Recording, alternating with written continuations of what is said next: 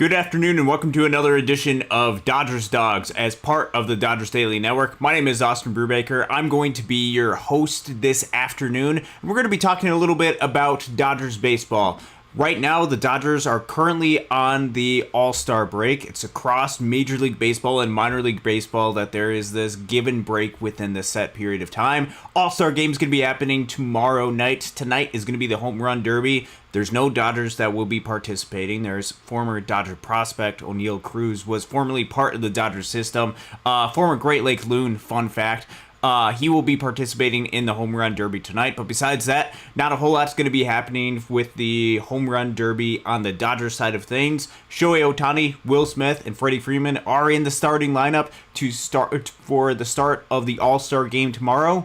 And then we have a break of Dodgers baseball until Friday. Friday will be the return of Dodgers baseball. And it really, once you hit this All-Star break, it is an all-out sprint to try to figure out what exactly your team is going to look like entering the second half of the season, even though it's technically past the second half point of the season. You want to know, are you actually buyers? Do you actually want to go all in on the season? Or is it something to where you might want to sell or stand put? Dodgers are not in that position. Obviously, they're going to be buyers, or at least the sense is that the Dodgers are in a playoffs position. They absolutely are, and I have no doubt that they're going to make the playoffs. But a lot of other teams across Major League Baseball are starting to make that decision, which means that what the Dodgers could do or potentially improve upon is going to be determined by what happens very shortly after this All-Star break.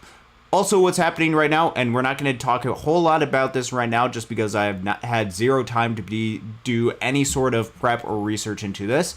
Currently, right now, new Dodgers are being drafted and potentially joining the organization. There's still a process that they have to undergo to where they still have to officially sign with the Dodgers. But last night, we saw some of the first draft picks for the Los Angeles Dodgers. Zach Root, Charles Davalin, Cam Leiter, and some other guys are joining the organization. That's super exciting. I can't wait to be able to see how they are able to do as they go forward. I'm not going to talk a whole lot about the draft because today I want to focus more on a overview again about where the Dodgers are at, and then continued talk with each one of you as far as different ideas on how to improve this Dodgers team. Because we're talking about different Mondays. We have this and I believe two other shows before the All-Star break, or before the trade deadline, I should say, as far as different options for the Dodgers to be able to make trades and actually improve this club. So I'm excited to be able to have a little bit of conversation back and forth with each one of you guys. And this show is going to be a show about you. I do want to give a little bit of a shout out to Casey. He did release an interview today that I know he was super excited about. He got to interview Blake Treinen as he was in one of his rehab outings during his appearances in Oklahoma City. If you have not had the chance to be able to check out that interview, I highly, highly, highly recommend you check out that interview Casey did with Blake Treinen. Gives you a good insight onto where he's at, a little bit there's a lot of good elements. I don't want to spoil a whole lot of it for you. But today we're also going to have a little bit of good time here. CNAV, thank you very much for joining us. Good afternoon. And Dodgers Dawgs. Showtime LA is joining us. Gregory, Justin Lamas, thank you very much for joining. And Johnny Owen as well. Thank you very much for joining us. Showtime LA. Hey, Austin, how about our boy Josue de Paula, game-winning 3-run home run shot at the Futures game and his MVP for that. And he mentions about potential promotion for Josue de Paula and Zaire Hope from Great Lakes to Tulsa. Yeah, for Josue de Paula, so just in case you didn't get a chance to be able to watch the Futures game, which happened at the same time on Saturday as the Dodgers-Giants game, Josue de Paula, who's currently within the Dodgers organization, currently with Great Lakes, hit a go-ahead 3-run home run for the National League Future Stars, and that ultimately ended up being the game-winning home run for the National League, was representing a Great Lakes Loons hat while doing so, and it was awesome to be able to see him do that. Ended up winning the MVP. Josue de Paula is incredibly exciting. Same with Zaire Hope. Both tremendously talented outfielders in their offensive ability and what they were able to do. Josue De Paul has been with Great Lakes for over a year now. It would not be surprising if he gets the call. If after this All-Star break he gets the call to Tulsa. Zaire Hope has also showed a lot. Both of them are near 150 WRC plus, 140 to 150 WRC plus type of players in Great Lakes. They will at some point get the call up to Tulsa, and both are very, very good. And so I'm excited to be, whatever the decision is, whenever they decide to make that call, it's going to be absolutely deserved for both of them for what they're able to do on the field. Gregory, thank you very much for joining us. Justin Lamas, good afternoon or good evening to you. Absolutely. Showtime LA, two-parter. When do you see them recalling Henriquez? He's been pretty good so far. And secondly, I like the draft start with college guys and then took prep guys with toolsy upside. Yeah, with Edgardo Henriquez, it's going to be a little bit of a challenge for the Dodgers. Just looking at some of the players that they currently have on their roster, I think it entirely depends on when they are actually going to need an additional arm to be able to be brought up. So with Edgardo Henriquez, I believe, I haven't looked at his numbers recently, but I think he's started to put together some really good outings, which means that he very much could be a part of the options for the Dodgers to be able to turn to as part of this bullpen. One of the complicated things is they only have limited amount of slots that they can turn to as far as shuffling guys in and out, and especially if you're expecting a Blake Treinen and maybe a additional external option to the bullpen, which personally I don't think would be a bad investment at all. It crowds the bullpen quite a bit, especially if you're going to continue to rely on Ben Kasparius. If Anthony Bana is going to remain in this bullpen, he cannot be optioned down. Jack Dreyer's interesting. He does have options. The only reason why he is interesting to me is if you look at the percentage of innings that he's pitched this year in comparison to last year, he's already up to 84.3% of the innings that he had pitched last year. And it's about 60% of the way through the season. So you're at some point going to far past what he's done in the past couple of seasons. So if he is needing some rest, potentially it could be an option. You do have Lou Trevino, you have Will Klein. There could potentially be some space that you can kind of maneuver in there.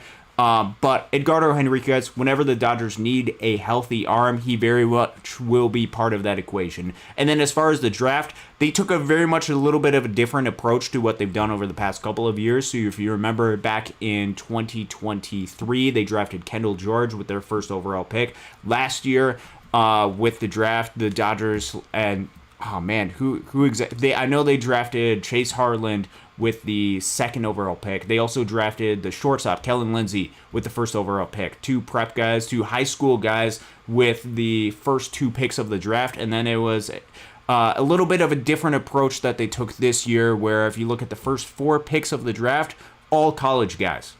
Different strategy that the Dodgers are undergoing. If you look at just overall with the draft that they've had, it's a lot of different pitchers that they're going after, trying to help build up the depth that they have over there. Might do a little bit of a show at some point with Casey, if we can still do that with him, to be able to go and talk about that.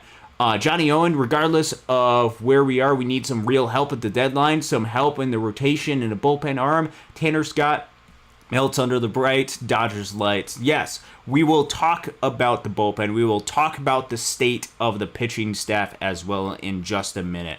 CNAB with 20 new faces added via the MLB draft. 20 dreams get crushed as they must make room on the rosters. That is the unfortunate reality about Major League Baseball, is it's a continuing process. So we celebrate with those who are getting drafted right now, and then when as an organization, they have to move on from particular players, which, because of the way that Major League Baseball, the roster constructions that they have and limitations that they have, they can only have a limited amount of players within their organization, which means they do have to move on from certain players, and that sucks.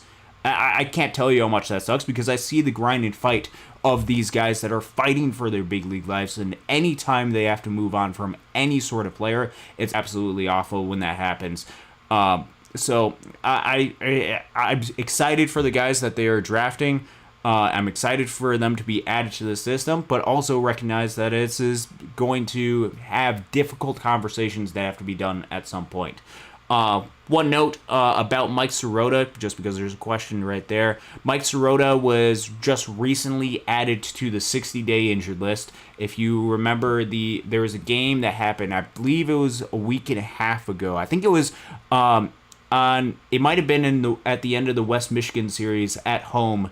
So this was about a week and a half ago. Mike Sirota made a slide into second base, made some contact with one of the infielders, and did not look really great. He was moved from the 7-day injured list to the 60-day injured list, which does not necessarily mean his season is over. However, if you look at the timeline of where that is, if it's the beginning of July and you're looking at 2 months, that's the beginning of September at the earliest that he could be taken off of that. That's already almost the full 60 days of the 60-day injured list, which means that his season likely comes into a little bit of a question, which sucks because Mike Sirota, when he was on the field, was one of, if not the best hitter, not just within the Dodgers organization, but all of minor league baseball. And it really sucks for me as a Great Lakes Loons fan because he was going to play a crucial part of this season of Great Lakes Loons baseball. He's going to be back at some point. He's going to return and be absolutely phenomenal because Mike Sirota just proved to everybody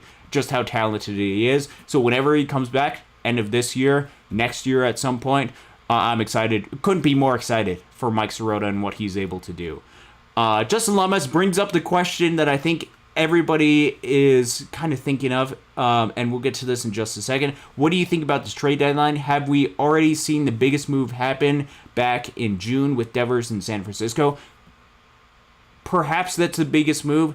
If you look at the overall market with Major League Baseball, I don't know if I don't know if I know exactly what the biggest target could be that could be bigger than Rafael Devers. He certainly is one of those bigger names to be traded, and even just looking at the guys that could potentially be available out there on the market, a lot of the names that get trafficked around are even some guys that have multiple years of control. And so when we're talking about different options, and when we get to the conversation about the Dodgers bullpen, some of the names that gets brought up quite a bit are guys like Yohan Duran and Griffin Jax and Emmanuel Clase, but those players are under team control for quite a bit, under team-friendly deals with Duran and Jax. Both of them have 2 more seasons after this year, which means that if Minnesota has any sort of inkling to be competitive for either this year or for the next 2 seasons, there's a good chance that they likely won't move off of those guys, or the bar to be able to reach those 2 guys is going to just be very, very high for them. Same thing with Emmanuel Clase, who has several more years of team control with him, not in terms of actual arbitration years, but I think under a contract that might have some club options as well, which means those guys are going to be really difficult to be able to get. Other names on the market, there just really isn't a whole lot of that big time, big name player that is for sure going to get traded, which means that very likely Rafael Devers could be the biggest thing to be moved on, or biggest name to be moved during this cycle of the trade deadline season. That does not mean that there isn't talent out there available for the Dodgers to get, and we'll talk a little bit about that. Showtime LA worried about the K percentage creeping up for Zaire Hope at 26% right now. We'll wait and see with Zaire Hope. That is certainly something to keep an eye out for him. There was a little bit of lull with him where he went through a little bit of a struggle, but then was immediately able to figure things out with that. If Zaire Hope is able to hit for pretty significant power, that's going to really help combat the K percentage. He's a decent enough athlete out there in the outfield. Some of the exit velos are absolutely ridiculous for Zaire Hope. I'm not worried about him right now that much at all. Gregory, I heard Dustin May is on the trading block. It's going to be interesting to see what they do with Dustin May, especially now that Blake Snell is rehabbing, currently working his way back from injury. Dustin May and his fit into the rotation, especially with the numbers that he's been able to produce. And let's actually go ahead and put up some of the numbers. And this is if you've been following the channel for a little bit, or at least these Monday night shows, this is something that I've been trying to do recently. We'll go ahead and make sure this is zoomed in. I tried to create my own different spreadsheets of sort so that there's an easy comparison for this season to be able to see all the different numbers for Dustin May. So what I've done with Dustin May is, if you look at the numbers, which I believe these are updated from this most recent series, so they should be good leading up to the trade deadline. Same for the following sheets that I'll be showing you guys. ERA hovering right around 5, and the expected ERA is exactly around that. 4.78 FIP, xFIP and Sierra around 4.3-ish, but it hasn't been anything overwhelming for Dustin May. And in fact, a 4.66, if you were to average all the different ERA estimators, is not really great for him. Which means that the Dodgers have a couple of different options. They can continue to utilize Dustin May in the same role that he currently is, which is a starter, but not necessarily rely on him to be that shutdown type starter, because the numbers have, I don't think, aren't lying to us when they're saying that Dustin May at this state right now, which you got to give Dustin May a lot of props for being able to come back from all the injuries that he has. I don't think Dustin May is a shutdown type of starter, which means you can keep him in this role and just have him go out there and eat a lot of innings, which will be needed through the course of the rest of the regular season, but then not really know what exactly his role could or should be during the postseason. There also has been a lot of suggestions for different people to put Dustin May in the bullpen. Is that going to be something that's actually going to be effective for Dustin May, or is he going to be able to generate a lot more swing and miss out of the bullpen? Right now, he currently only has a 21.6% strikeout percentage, which could be in part because he is trying to provide more length, and perhaps that gets elevated a little bit as he gets to the bullpen. But if there's not that much more swing and miss out of there, I just don't know if that's going to be something where that transition is going to be the best for Dustin May, which could lead to the question of, because Dustin May is going to be a free agent after the season, did the Dodgers decide to trade Dustin May? I wouldn't predict that at this point, only because with the Dodgers and their pitching, one of the positions that they don't want to put themselves in is the exact same position that they were last year, where they just didn't really have any sort of starters going into the postseason, or they only had a couple. They had Yamamoto, they had Jack Flaherty, and then they also had Walker Buehler, and then it was really the bullpen being able to carry the load for the rest of it. I think they want to avoid that at all cost, even if the game plan going into the postseason isn't to have necessarily Dustin May be a starter. Because ideally, you would have Yamamoto, you'd have Glasnow, you'd have Blake Snell, and you would have Shohei Ohtani. I think in the Dodgers' mind, that would be best case scenario for them going into the postseason. Dustin May could be an option that they could turn to if needed, or at the very least be able to provide additional innings. But one additional complication that could make things a little bit tricky just has to do with the actual numbers of people that they could actually fit into the equation out of the bullpen. So very difficult, very complicated with Dustin May. Certainly has struggled a little bit this season, but he's provided a lot of innings for the Dodgers. And at the very least, that is something that is very, very noteworthy and very complimentary of Dustin May. Justin Martinez, thank you very much for joining us. Big fan of the show. I was wondering, what do you think of the ceiling of a guy like Christian Zazueta? That would actually be a really good question for either Casey or Mark Watkins. I actually haven't had a chance to be able to watch a whole lot of Zazueta yet because he's still down in Rancho. Once he makes that jump to Great Lakes, which should be at some point either this year or at some point next season, I'll have a little bit of a better idea or better projection as far as the potential of a ceiling for him is. But from all that I've heard from Casey, from watching the little bit of footage that I have and looking at some of the numbers, he is somebody that is really exciting coming up through the system.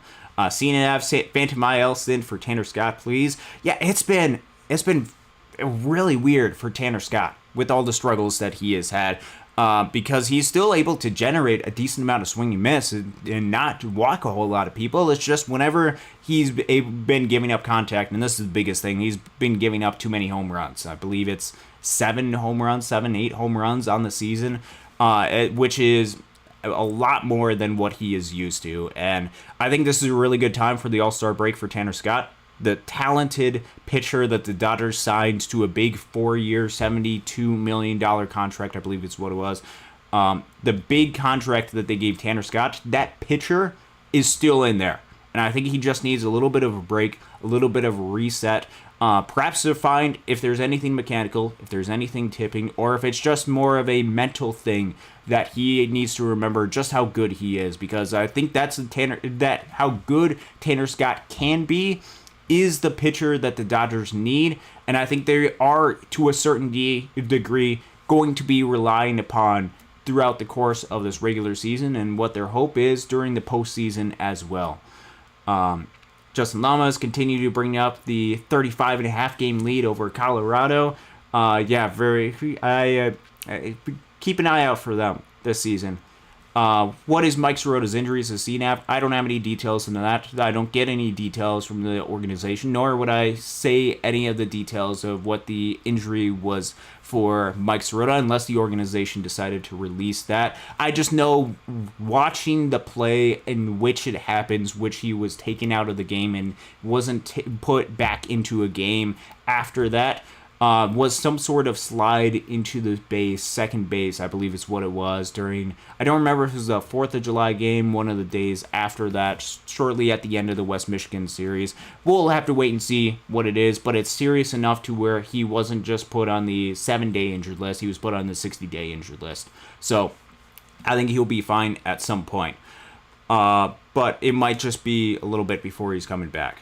Showtime LA, Blake Snell is throwing 3 innings in the ACL per David Vassay. He will be coming back. I couldn't be more excited to have Blake Snell back. I think it's really exciting to be able to see the potential of him being able to come back. CNAP brings up a really good question. Can you please show Sandy Alcantara's numbers? I'm hearing chatter that he's available. So what we're going to do right now, and this is something that I had debuted maybe 2 or 3 weeks ago. We talked a little bit about it with Casey, and I'm going to zoom in a little bit with some of this. What we're going to talk about is a list of a lot of different available pitchers or potentially available pitchers. Not all these pitchers will actually be traded, nor will they all be available. But I wanted to show you Sandy Alcantara's numbers in 2025 in comparison to a lot of other players, because I know Sandy has been getting a lot of buzz, especially because of the upside, because I believe he won a Cy Young a couple of years ago. He is returning from injury, which coming back from injury has been a little bit of a struggle this season for him. So what I'm doing, this is something that I've created. And this is a list of a lot of different arms that are or could potentially be available, ranking them not necessarily in order, but kind of ish in order of some of my interest in them and as far as potential trades. So this first group is a list of potential realistic starters that the Dodgers could potentially look at. So when we're looking at Sandy Alcantara, important thing to know, he does have 2 years of control plus 1 club option at $17.3 million next 2 seasons, plus a $21 million club option. This year for Sandy Alcantara, in his 91 innings pitched, a 7.22 ERA. And if you look at the expected ERA, it's about 5. A lot of the other ones are not great, which means if you look at all these different ERA estimators, you're talking about a pitcher that is about a 5.2 on the season. There was a short stint. There was 2 or 3 outings in which Sandy Alcantara looked a little bit like the pitcher that he was in the past, meaning he started to rebound a little bit. But the most recent 2 appearances, I believe, weren't great for Sandy Alcantara. Means the numbers are back. Not getting a lot of whiff. The strikeout percentage is only at 17%. Just not getting a whole lot of swing and miss on a lot of his pitches. The velocity very much is still there, and you look at the overall stuff, it's among some of the best of the potentially available starting pitchers. If don't include a guy like a Chris Sale, who's not going to get traded at this point, or with him being injured, I wouldn't anticipate it at least. He has some of the best stuff according to Stuff Plus, but he's given up a lot of contact. 283 expected batting average. The expected weighted on base average is even higher than what he's actually given up. So Sandy Alcantara has really struggled this season as a whole, which means that perhaps, and especially with Sandy Alcantara, he likely is going to be a guy that the Marlins want to get some sort of high premium for as a prospect, of some type of prospect, only because he has been a Cy Young type of pitcher in the past. So you have to look at potential alternatives, and one of the alternatives that's been brought up is a guy like a Seth Lugo. I'm actually probably the low man on Seth Lugo, only because he's got 1 year left plus one player option. It's a question as far as whether Kansas City will trade him. Part of the reason why he's so excited, he's put a 2.67 ERA on this season, has experience in the past being a postseason pitcher. The reason why I'm not as excited about a guy like a Seth Lugo is if you compare his ERA with his expected ERA, there's nearly a 2-run difference between the two. And it's likely to regress to be better for Seth Lugo. It's likely to be getting worse for him at some point, which is the opposite, for example, for a player like a Michael Soroka, who would be significantly cheaper, 5.35 ERA versus an expected ERA of 3.21. Typically, when I'm looking at different evaluations, I'm looking for projections of what a player likely is going to be once they actually join the Dodgers. And with Seth Lugo, this is at least very much a warning sign that the 2.67 ERA could be a little bit of a mirage from just how effective he actually will be. And if you look at some of the ability to get swing and miss stuff, strikeout percentage is around league average, but the chase and whiff ability isn't necessarily great. Not a whole lot great on the swing and strike percentage. There's a big difference between his weighted on base average and expected weighted on base average because he gives up a lot of hard contact. So that's a little bit more of a question for me. So what I'm actually going to do, I'm going to return it back over here. I actually want you guys continue to ask questions about players. If there's a player that you are curious about, or I've been hearing some rumors about the Dodgers potentially going out and get, I actually want to hear those names, and I want to provide a little bit of my feedback, if for however much that is actually worth to you guys, as far as what I am actually seeing in the market, and whether I think that would be a wise investment for the Dodgers. Because it's not just about, is this player the best player that is or potentially could be available? It also is this going to be the best use of resources and investment to be able to go out and get this particular player? Because I think at the end of the day, if it was just go out and get the best player, I think players like Duran, I think players like Griffin Jax or Emmanuel Clase or players like that very much could be a part of the picture. But if you look at the history of the Dodgers and them going out and getting those type of relievers, and especially with the cost that it would take to get those type of relievers, I don't know if that's the direction that the Dodgers go down. Could very well be, and with both of those players, Jhoan Duran throws incredibly hard, gets an insane amount of ground balls and decent amount of strikeouts, would be amazing back into the reliever. Griffin Jackson, one of the best strikeouts minus walk percentage guys in all of baseball. Emmanuel Clase, his resume speaks for himself. But I think that would just be a little bit out of character for the Dodgers to be able to go out and get those ones. But I'm curious with you guys.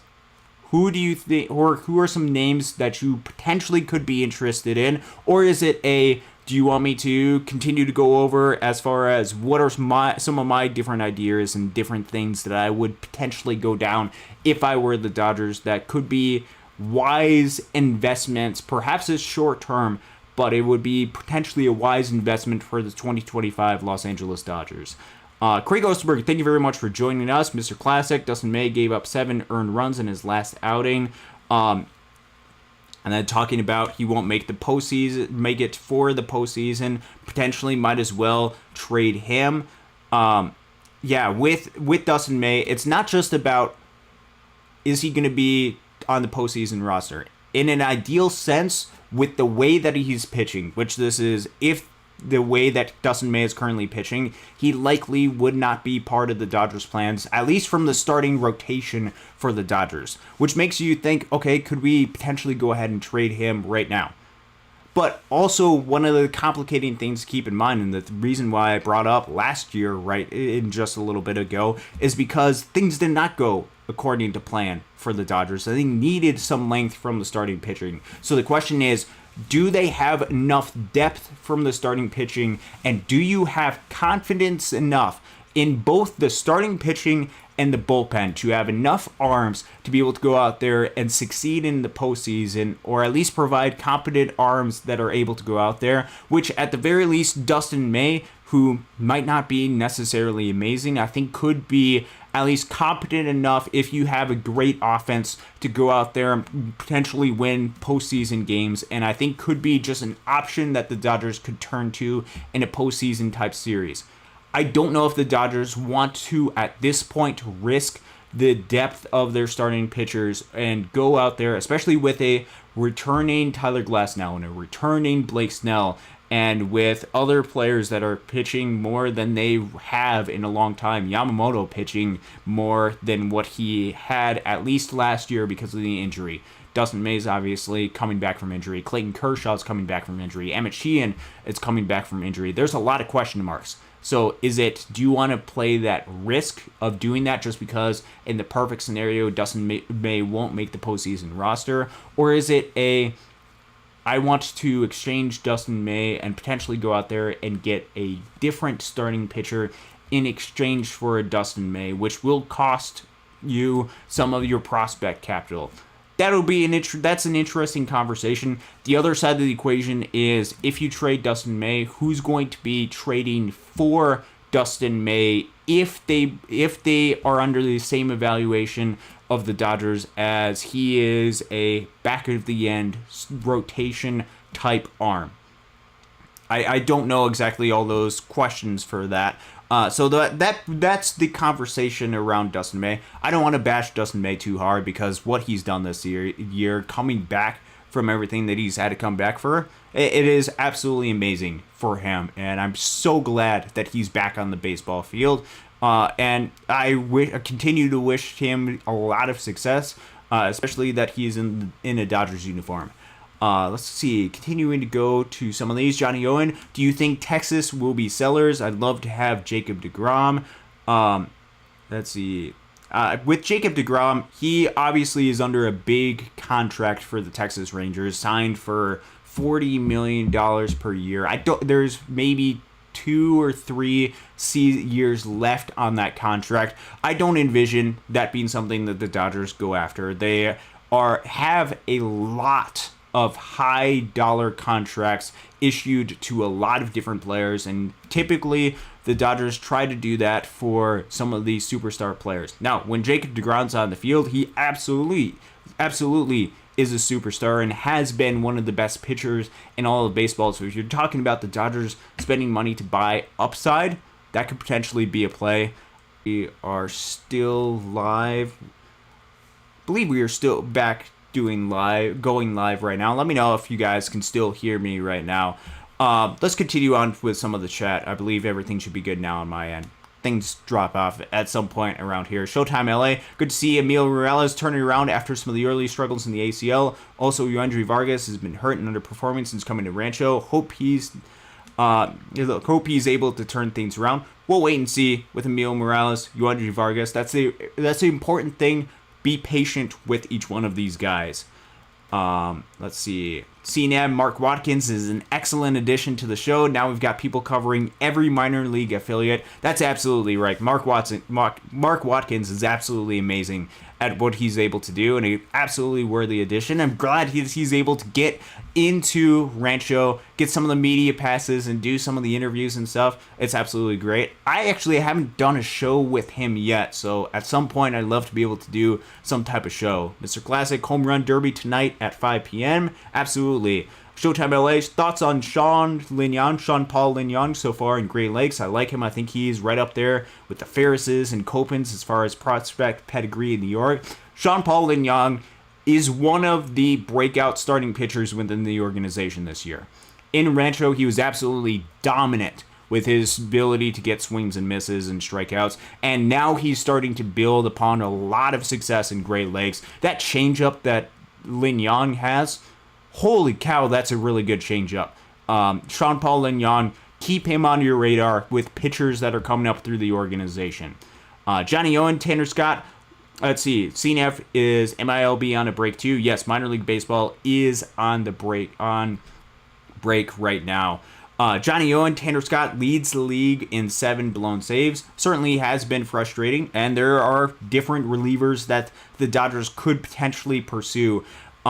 Here is, and I'm going to cut over to this screen right here. Actually, I have a list of a lot of different relievers. It doesn't include any of the high names, so like, for example, the Duran Jax Class A. I didn't include them on this list only because I'm looking for guys that have 1 or 2 years of control left on their deals. Ideally, it's 1 year of control, and are on teams that are either sellers, questionable at the time that I put them on the list. One thing to keep in mind, Boston, more than likely, with the winning streak that they have, likely are not going to be sellers, which means that a pitcher like an Aroldis Chapman, who a couple weeks ago looked like a potential option, probably isn't going to be an option. St. Louis is a question mark. They're 5 games above 500, so I wouldn't anticipate them. But if they go on a losing streak going in right after the All-Star break, and it's starting to look a little bit iffy, they could potentially be a seller. Cincinnati, right on that border too. Atlanta maybe, but they are kind of falling out of it. Arizona as well. So a lot of these are fairly realistic. You can see Texas and Minnesota on there also. Some of the names to keep an eye out for, if I were the Dodgers, and if I'm talking about, okay, maybe it's not necessarily go out and spend high money on a reliever. Perhaps I just need to, if you're worried about Michael Kopech not being available, if you're worried about Evan Phillips not being available, if you're looking for a right-handed reliever, there's a couple of names that are towards the top. If St. Louis falls out of it, Phil Maton, or for Baltimore, this would be one of the guys that I'd be looking at quite a bit, is Sir Anthony Dominguez. And I mentioned those two because they only have 1 year control, fairly low cost. If you look at their numbers, it's a 2.55 for Maton, 3.29 for Sir Anthony Dominguez, and the underlying numbers back it up. But if you're looking for just pure swing and miss stuff, these are some of the guys that you're going to be looking at. With Phil Maton, Sir Anthony Dominguez, David Bednar's got really good swing and miss stuff, 34.6 strikeout percentage. Emilio Pagan is also another one to keep an eye out for, 32% strikeout percentage. This is kind of the group of, if you need big time swing and miss type stuff, the most realistic one that could be available, or will likely be available, is a guy like a Sir Anthony Dominguez, who's got a 36% whiff percentage.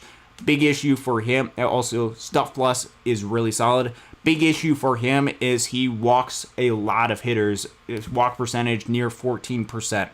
But if you're really concerned, especially about a guy like a Michael Kopech, who can deal with a little bit of control issues at time, but looks for a lot of swing and miss, that could be an option. There's also guys like, I know Peter Fairbanks has been mentioned. Tampa Bay still fairly in it. With him, it's not as much strikeouts, not as much as the walks, but he's got good velo and gives up a lot of weak contact. Chris Martin, older pitcher, former Dodger, is in the mix as well. If they're looking to spend a little bit big on somebody who only has 1 year control, and with Atlanta running out, Raisel Iglesias has been building up a lot of momentum of late.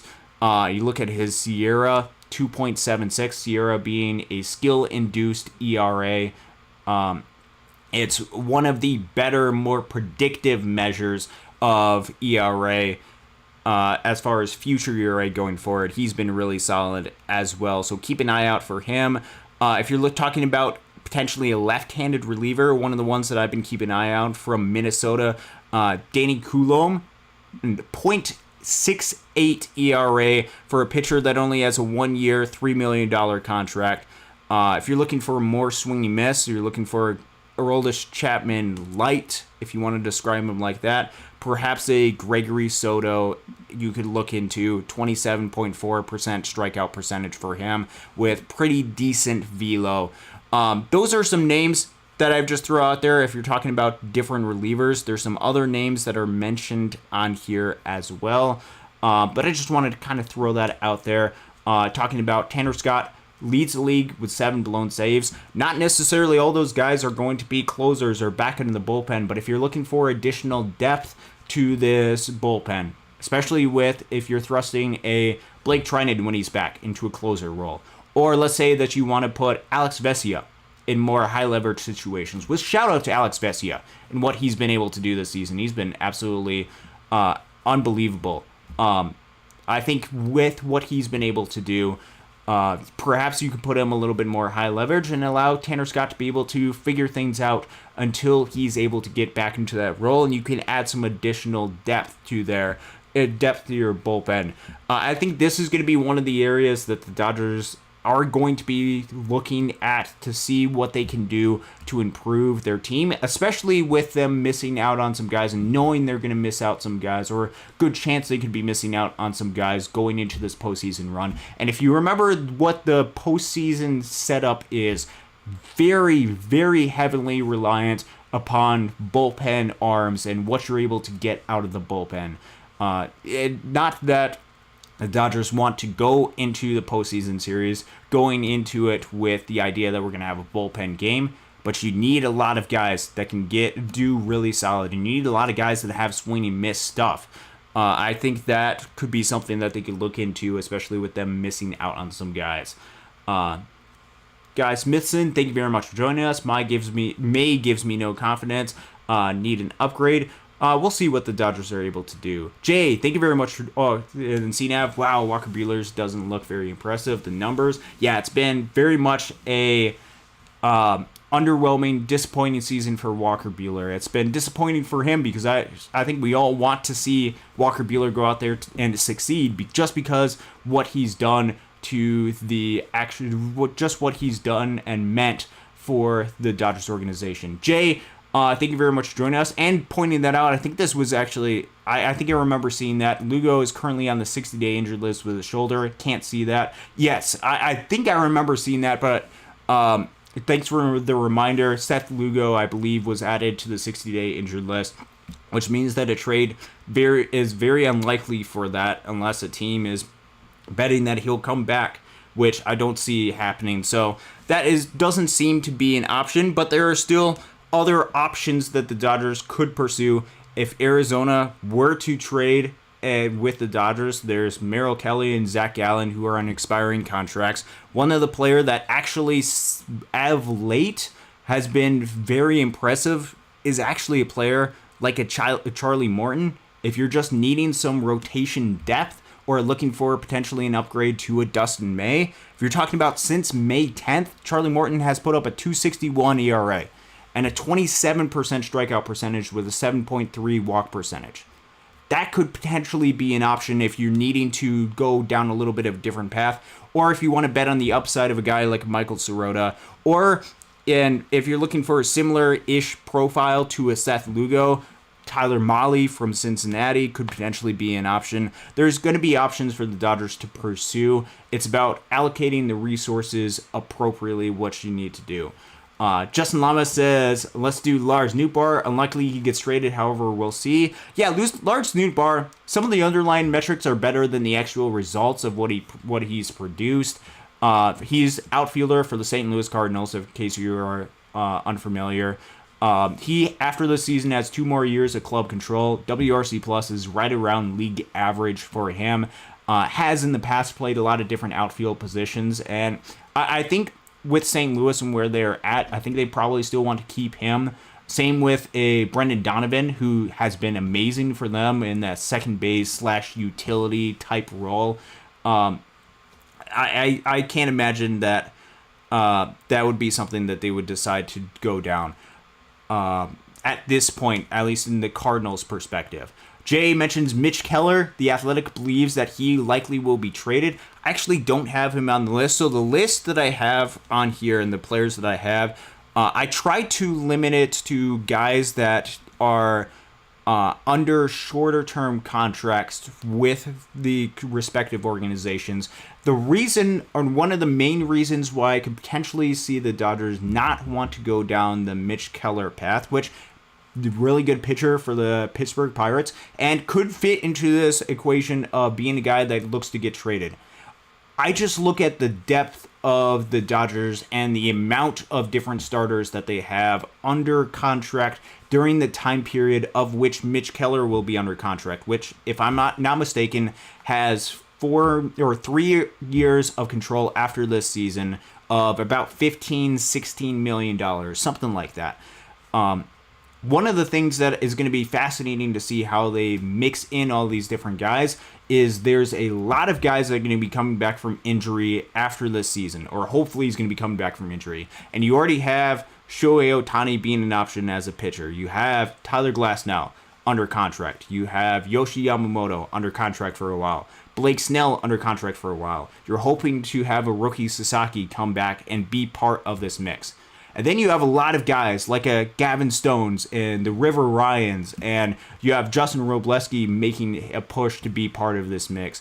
And you have Kyle Hertz, and there's a lot of different young arms that are going to be part of the mix that perhaps had earned their spots on the major league roster, but unfortunately had injury. Same thing, you have an Emmett Sheehan who's emerging right now. So I think there's a lot of names, and if you add too many major league players on long-term deals, that kind of pushes out everybody in that mix. And I don't know if the Dodgers want to commit long-term to that. That would be some of my hesitation with that. We actually right now, and we're going to get to this right now before I get to some of the other comments. Nick Mowry, thank you very much for the super chat, $5 super chat. Couldn't appreciate that more. Any possible upgrades on the position player side? If you already covered this on the stream, sorry I missed it. Yeah, let's actually go into that right now. Hopefully you're still on here. I really appreciate the super chat. Let's talk about some of the trade deadline hitters and stuff. And this is something that Casey and I had talked a little bit about on the show we did on Wednesday. So it'll be slightly a little bit of a recap of that. When it comes to the position player side, I think there's really two options for the Dodgers to pursue.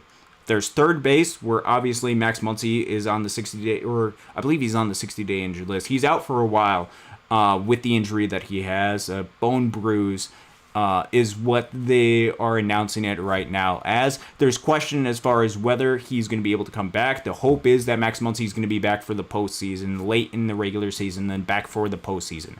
Third base could be an option that the Dodgers could pursue to go down, or they could pursue the outfield. And one of the things that you noticed recently at the end of the series against the Giants is there's one player playing third base that hasn't played third base in quite a while, but they're trying to make it work out. It's Tommy Edman.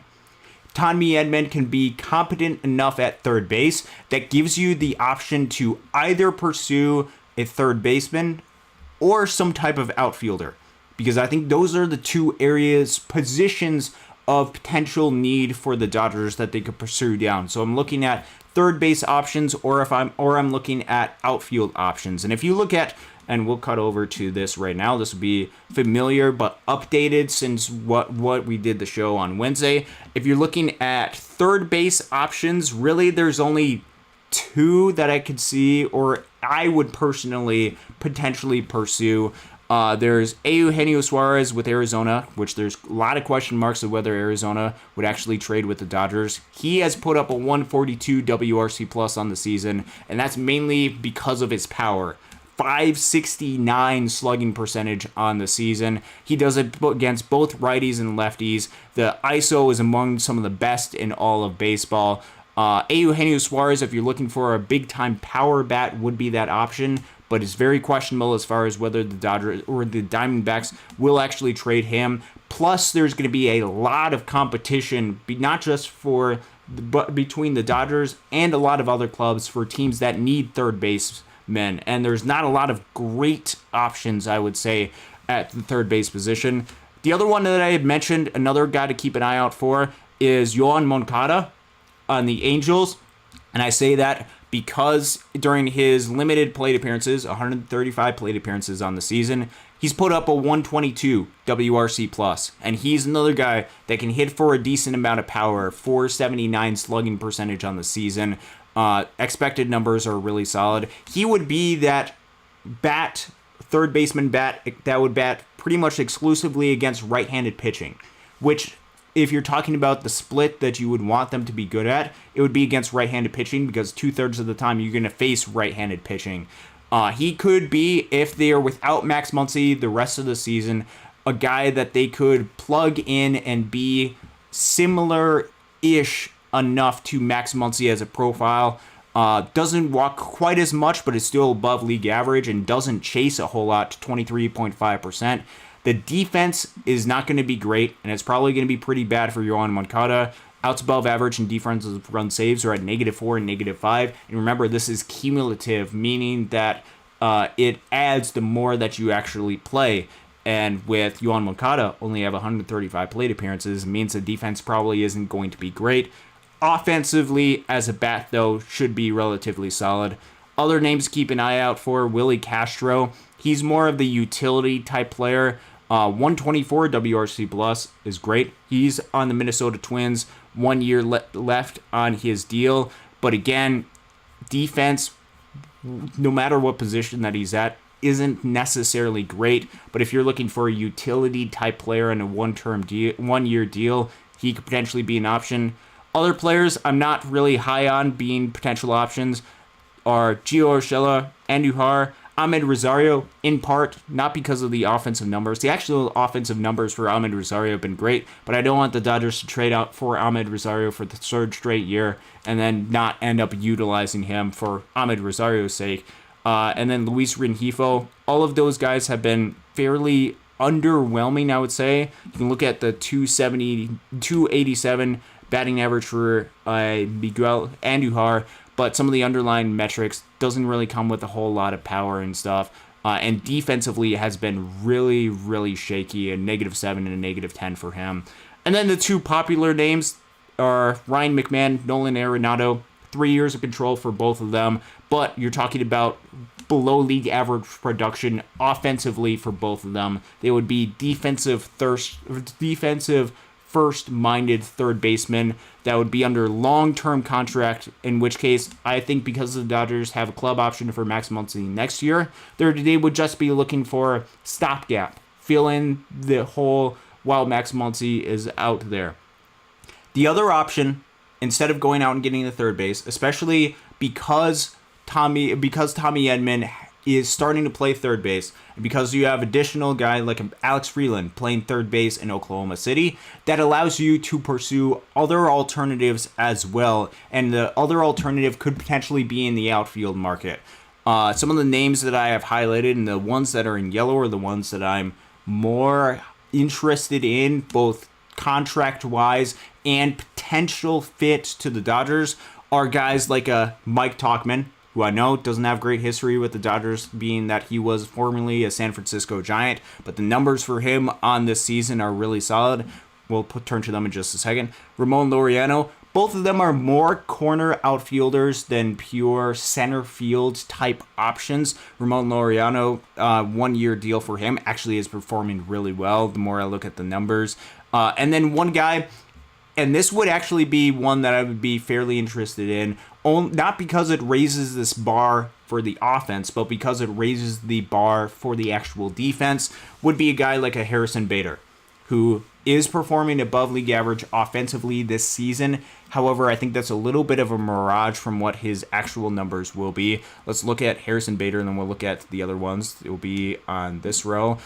He currently has a 115 WRC plus, batting .254 on the season. But if you look at the expected stats, all of them are below league average for him. He's able to barrel up and get a decent amount of pull air percentage. A lot of ground balls for him. I think his offense would likely regress a little bit, but the biggest thing with Harrison Bader is his defense. A 7 outs above average and 8 defensive run saves combined between center field and left field, I believe. I think he would be if you were to pursue somebody like him, similar to how they pursued a player like a Kevin Kiermaier last year, they wanted a defensive first center field type option. And if you add a player like a Harrison Bader, I think with him and Andy Pages, you have 2+ outfielders out there, which could help cover up some of the struggles defensively for a player like a Teoscar Hernandez, who, let's just be honest, has looked not great at all out there in defense. And so if you're looking for a guy that's going to be the best defensive option, and if you do that, you could either have, if Max Muncy returns, you could have him at third base. You could have Tommy Edman at second base, where I think he probably is at his best. Or if you have Hae-Sung Kim at second base, where I think he's at his best, and Tommy Edman at third base covering up for a Max Muncy, I think your defense starts to look really, really solid. Aside from a couple of spots that might be a little bit more question mark, and especially if you can get Andy Pages in right field, where I think his arm would play at his best. I think that would create the best defensive lineup for the Dodgers if that was the case. Otherwise, they could look at different options for the corner. Byron Buxton is interesting. I think he's going to probably cost too much for the Dodgers, and he's got under a long-term deal. I just don't see the Twins going out and making that trade right now. Other names, Mike Tauchman, 129 WRC plus in the corner this year during his 184 plate appearances. Ramon Laureano, another one, 140 WRC plus for him. Really good with defensive run saves as an outfielder. Doesn't chase a whole lot. Some other names, there's some, if you wanted some options for especially some platoon bats, Austin Hayes or Rob Refsnyder, although it's question marks whether they'd actually be available. Taylor Ward would be the more noteworthy name, which can provide a lot of power from his bat. Cedric Mullins, I'm not as interested in center field, in part because his defense in the outfield, if you look at defensive runs saved, is just not great at all. And Luis Robert has been a popular name. Perhaps he can turn things around, but it's been a 66 WRC plus on the season. So if you're the Dodgers, actually, probably what I would do if I'm looking to add a bat is probably would look in the outfield, because I think that's going to give you the better bats that you could potentially find. I think the third base market is just really limited, and I don't know if the Dodgers want to push all the chips in to get an Eugenio Suarez to outbid teams like the Yankees or the Tigers if they were interested in adding a third base option that can provide a little bit of pop. I don't know if that's something that the Dodgers are going to necessarily pursue, and I think you could get decent options that could help upgrade this offense, or at least upgrade this team in the outfield market easier than the third base market. So that's a little bit of offensive players. Hopefully, if you have any additional questions on other players, Nick, who provided the super chat, please let me know, and I'd be happy to be able to take a look at them. CNAV, Austin, what are Teoscar Hernandez's defensive metrics? He's been playing pretty nonchalant as of late. It's not great for Teoscar. Let's see. I don't have their numbers pulled up right now, but I can go ahead and work on pulling up these numbers for Teoscar. I know there might be a little bit of a discrepancy with him between defensive runs saved and outs above average, which those are the two of the more popular defensive metrics for players, is both outs above average and defensive runs saved, both intended to try to measure in a numeric value how good a player is. 0 is league average. Anything above that is above league average. Anything below that is below league average. And they're measuring something completely different from there. Defensive run saves this year is actually liked more. Teoscar Hernandez only has him at a -1, meaning slightly below league average. But if you look at outs above average, it's at a -9. It's one of the worst in right field in all of baseball for Teoscar Hernandez. And I think that's should have been the expectation for Teo going into the season, is he's not a great defender out there, which means that he has to hit in order to be successful. Which, and this is going to be something that I'll pull up right here. This is actually shocking when I took a look at this earlier today. If we look at the offensive numbers for the Dodgers this season, If we're looking, and this is sorted by WAR. This is sorted by wins above replacement according to Fangraphs. Fangraphs and Baseball Reference are the two most popular WAR statistics. They vary differently because they have different inputs in there, and on what the offensive and defensive metrics are based off of. I think Fangraphs, if I remember correctly, leans a little bit more towards fielding run value or outs above average, a little bit more towards there. And if we look at the WAR leaderboard for this year for the Dodgers, Teoscar Hernandez is currently in 10th with 0.3. And this is because the defensive value that he provides, at least measured by Fangraphs, is not measuring out great. And Teoscar Hernandez, as the season has progressed, because he struggled recently, only has a 107 WRC plus this season, which means that he is only been 7% above league average as a hitter. So with Teoscar Hernandez, he has to be somebody that is producing a lot offensively in order to be productive, especially with the defensive limitations of what they have. And right now they're forcing it, and they're going to have to force him to be out on the field because they have Shohei Ohtani being the designated hitter. So I'm still rooting. I'm still confident that Teo is going to be able to figure things out and be productive, but it certainly has been more of a struggle because the defense hasn't been great, which means that if the defense hasn't been great as a team, you might look to try to find players that could help improve the defense. You could potentially look at a guy like a James Outman, who I know does not do well with a lot of Dodgers fans. The complicated thing about that is I don't know if that's a long-term fit for the Dodgers, only because James Outman next year is going to be out of minor league options, which means that it's now or never for him in a Dodgers uniform, because I don't know if the expectation is going to be that he's going to start the season next year with the Los Angeles Dodgers. Nick Maury, O'Neal Cruz is an interesting name. They did trade away O'Neal Cruz. I don't think it's going to be something that the Pirates are going to be looking to trade him away with the number of years that he has under contract, under cheap, controllable contract. The difference between O'Neal Cruz and a Mitch Keller, for example, which Jay brought up, is Mitch Keller is under big money for Pittsburgh, 15 and 16 million for the next couple of seasons, whereas O'Neal Cruz is under team control, and I think they would probably want to keep him around for at least a little bit, or at least the cost to get O'Neal Cruz is going to be incredibly high for any team that tries to pursue him.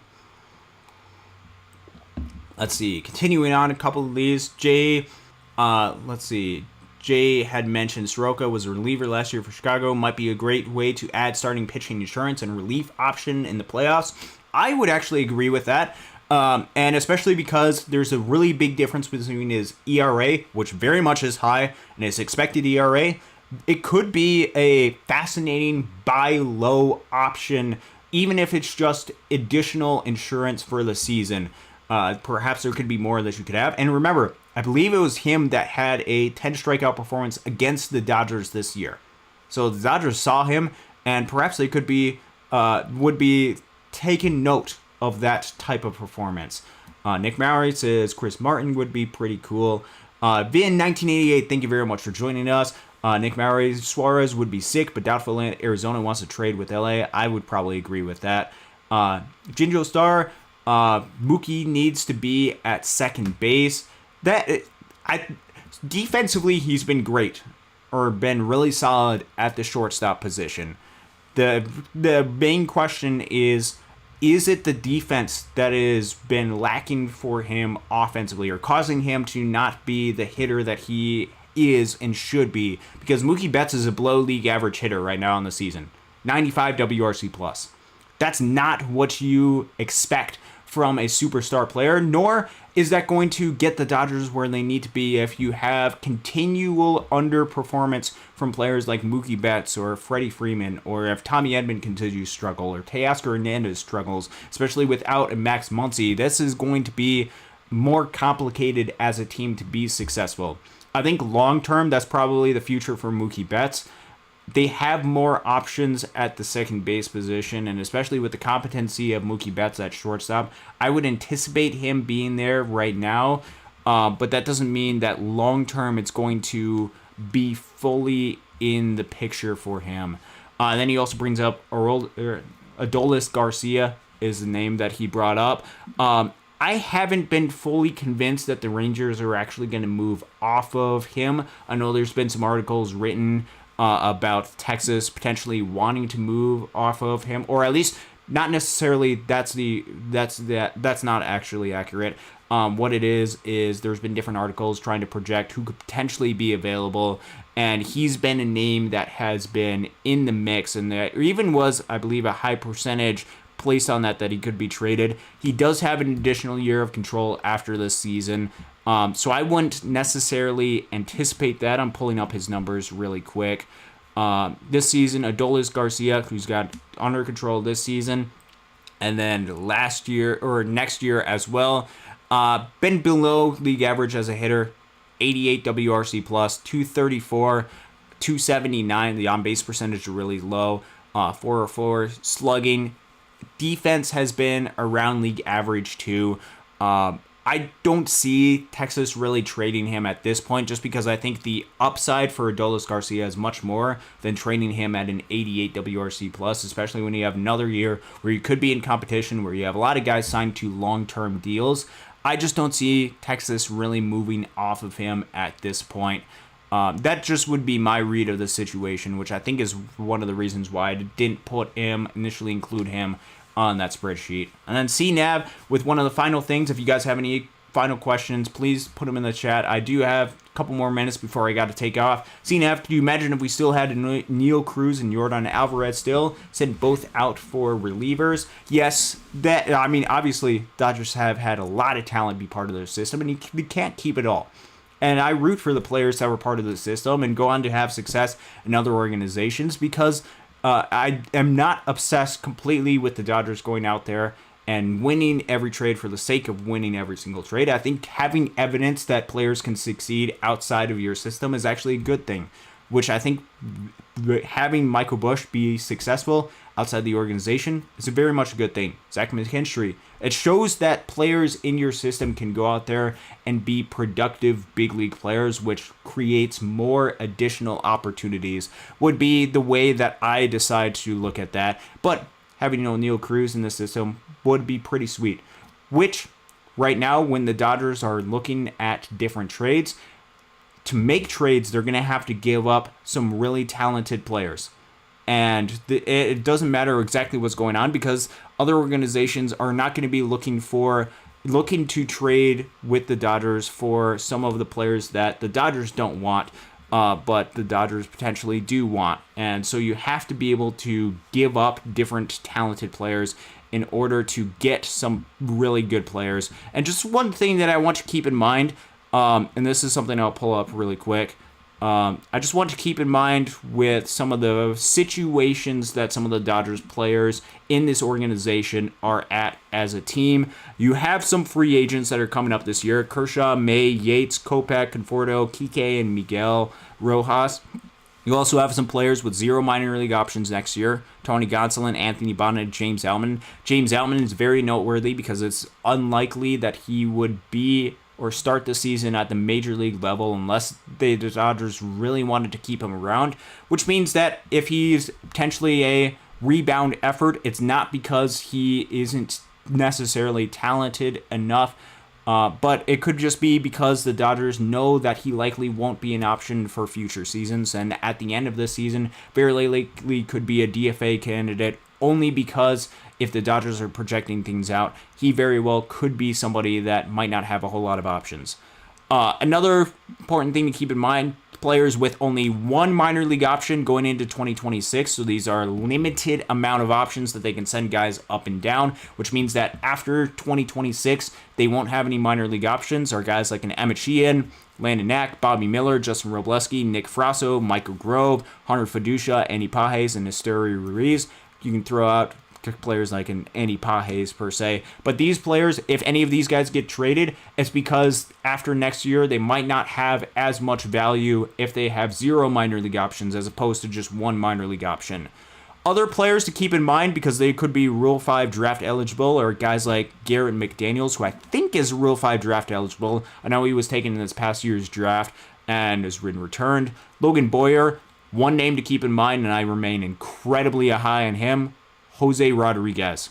some of the absolute best swing and miss stuff in all of AAA. Ryan Sublett, Alex Freeland, Noah Miller, Austin Gauthier, all these guys are going to potentially be eligible for the Rule 5 draft next year, or that are at the AAA level. At the AA level, there's Jared Karros, there's a Peter Hubeck. Keep an eye out for Peter Hubeck. I think he's somebody that ideally the Dodgers would like to protect, or at least very well for a lot of other organizations because of his swing and miss stuff. Could be somebody that could get taken. And that Chris Campos, or I think that's right. I always forget how to actually say his last name. Roque Gutierrez got some decent swing and miss stuff this year. German Rosario. Ronan Kopp actually should move him to AAA because he just got recently promoted to AAA. He's got some swing and miss, a lot of good swing and miss stuff. Keep an eye out for him. Lucas Webb, Kelvin Ramirez, Antonio Knowles, Brandon Neek, Livan Reynoso, and then Maddox Brunson and Ronaldo Yin are important to keep in mind. Other players that are going to be free agents after this year, Ryan Ward, who deserves a major league opportunity desperately. Cody Hosey, I think Yason Cabrera and Christian Suarez, based on when they're signed, also will be minor league free agents. Don't exactly quote me on that.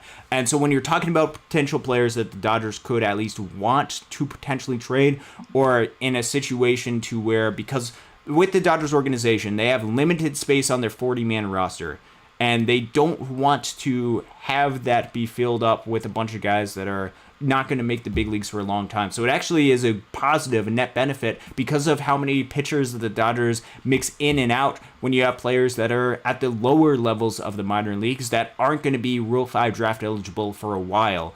And so if you're looking at potential guys that the Dodgers could potentially look at, this has nothing to do with the talent that each one of these guys have, but everything to keep in mind with the position of which the Dodgers could put themselves after this season. That is an added element to keep in mind when the Dodgers are looking to make additional trades. So if you wanted to add an Alex Freeland, a Peter Hubeck, a Jose Rodriguez, a Ronan Kopp, all onto the 40-man after this season, you might have to make a little bit of room with some of the guys that are currently on it. Or if you know that you might not be able to add all of those guys, you might have to make some priorities right now as you're going into this trade deadline. Let's get into last couple comments right here. Ramar Spencer, Austin, what's your take on the Dodgers winning the last 2 games of the Giants series, entering the All-Star break? Very much needed.